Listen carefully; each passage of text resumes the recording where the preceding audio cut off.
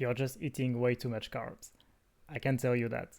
I mean, I don't know you personally, but there is a high chance that whatever is your daily diet and wherever you are from, that's the global problem right now. Is that we eat too much carbs.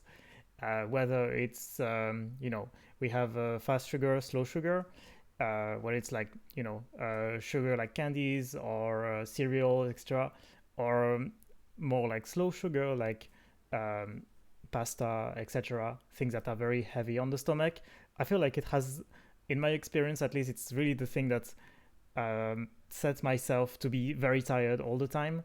And if I eat it at the wrong moment, so breakfast or lunch, I get tired, very tired, and unproductive for the rest of the day. So I wanted to get that out of the way. You probably want to check your carbs. You're probably eating way too much. That's not your fault. It's like a global problem. And I think one of the things, so many adults nowadays eat very, very sweet for breakfast. And I mean, sometimes I eat sweet breakfast as well, but eating savory breakfast has really been a game changer for me when it comes to my energy throughout the day. You don't have to make it very complicated. You just like fry eggs, or you can even make savory pancakes. It's very good, and you have like some sugar in it, maybe, but you have padding. It's just like alcohol.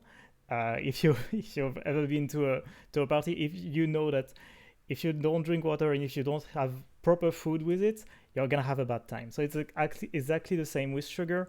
If you don't eat properly, if you don't have other macros there, or just like real food in general, don't overcomplicate things. If you don't have that and you have sugar, you're gonna crash out. That's, I can guarantee you. You don't have to have like some sort of diabetes or something. Maybe I'm more sensitive to it, but I feel like it has been the most crucial part of stop being tired all the time and being sleepy at the end of the day, etc.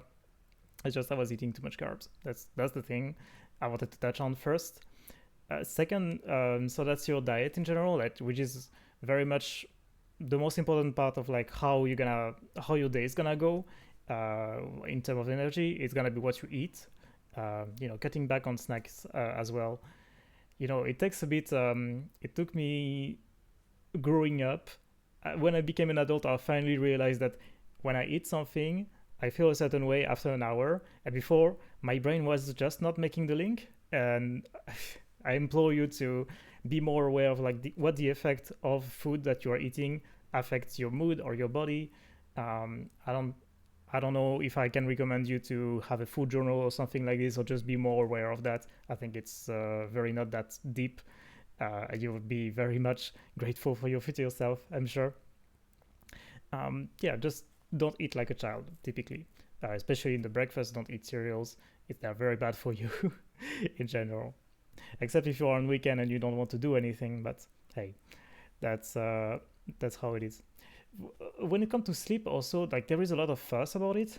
I mean, obviously, because it's the most, also the very, very important part. But something I don't think people talk about enough is just that snoring is not normal. If you snore, maybe you have a partner that's pointing it out to you, or maybe some friends when you have night over or something like this, you might be snoring, and this might be a very bad sign. This might be a sign of early or like full on sleep apnea. If you're known for being the guy who is very tired all the time during the day, or like could fall asleep in the car, etc., which I mean, I assume it's the case since you're watching this video with the title "Why You're Tired All the Time," you might really want to be checked with a doctor for sleep apnea. So they will give you a machine to measure how you breathe during the night, etc. I had some family members who had to do it, and I really, really am saying it could change your life. It could really, because sleep has so much impact on the rest of your life in general. Like your honestly, so many things, like things you wouldn't expect, like weight gains, weight loss in some aspects. Like you could lose bad sleep could make you lose muscle and gain fat typically, affect your immune system, etc. It has so many repercussions. Very bad sleep has so many repercussions on the rest of your life. that you really want to have at least a healthy sleep. You don't need to, have a perfect temperature, perfect blind window, like complete darkness, etc. That's like the last 5%, 2% optimizing that you might want to go after. But if you don't have the basics ready, like, oh, are you breathing correctly at night?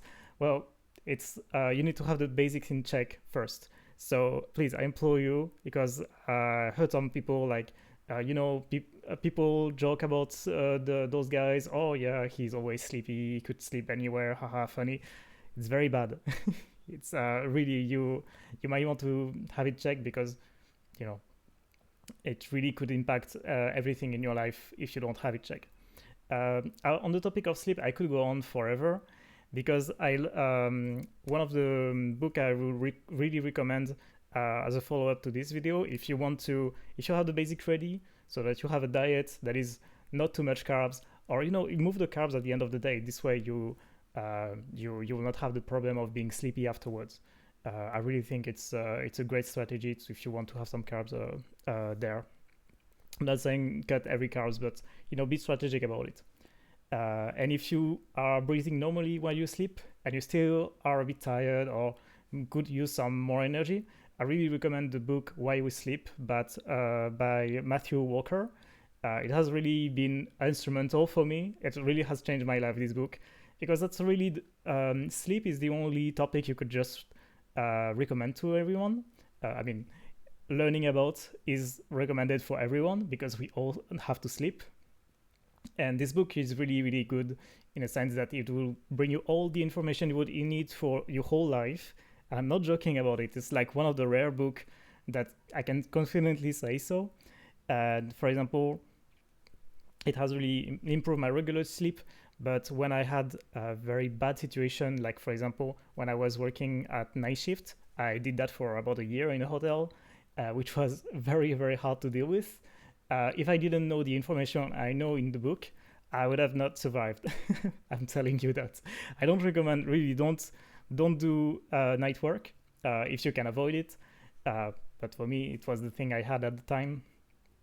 And really optimizing, for example, about blue lights, melatonin, and other stimulus, etc., in order to have a good night of sleep, this optimization was very crucial for me, or else I would have died. So that's what I want to say. It's not normal to be tired all the time. It's probably your diet.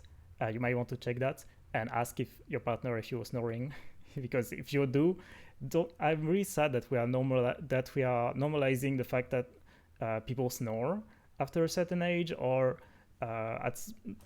men in general, that they snore, because it's really not normal and it's very bad for you. I mean, it could be a sign of something bad. That's why I don't want to alarm you, but please have it check. That's for your own good. Thank you so much for listening to me. That was a bit of a weird video for me, because that's not my usual topic, but that was very, very important for me to say. Thank you so much for listening, and I'll see you tomorrow.